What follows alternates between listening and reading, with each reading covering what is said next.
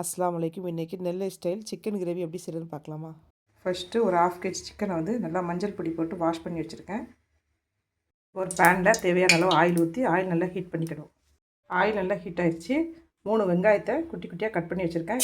எண்ணெயில் வச்சு நல்லா வதக்கிக்கணும். வெங்காயம் நல்லா வதங்கிட்டு 1/2 ஸ்பூன் இஞ்சி பூண்டு பேஸ்ட் சேர்த்துக்கணும். இஞ்சி பூண்டு பச்சை வாசனை போகிற வரைக்கும் நல்லா வதக்கிக்கணும். இஞ்சி பூண்டு பச்சை வாசனை போயிட்டு இப்போது காரத்துக்கு ஏற்ற மாதிரி மிளகாத்தப்பொடி சேர்த்துக்கணும்.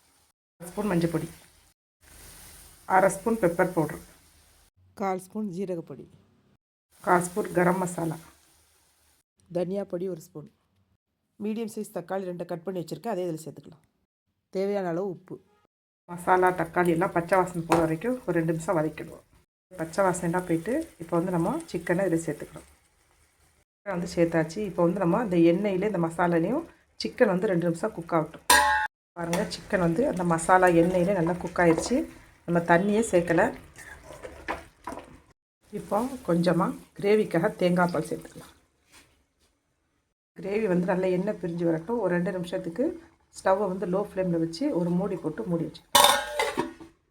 சிக்கன் நல்லா எண்ணெய் பிரிஞ்சு வந்துருச்சு. இப்போ நம்ம லாஸ்ட்டாக மல்லி இலை தூவிக்கலாம். சிக்கன் கிரேவி ரெடி ஆயிடுச்சு. இதே மாதிரி வீட்டில் நீங்களும் ட்ரை பண்ணி பார்த்துட்டு எப்படி இருந்துச்சுன்னு கமெண்ட்ஸ் சொல்லுங்கள். இது போல் சுவையான சமையல் வீடியோஸ் பார்க்கணும்னா பெங்களூரு நெல்லரிஸ் சேனல் சப்ஸ்கிரைப் பண்ணிக்கோங்க. இன்ஸ்டாவில் ஃபாலோ பண்ணிக்கோங்க. தேங்க்யூ.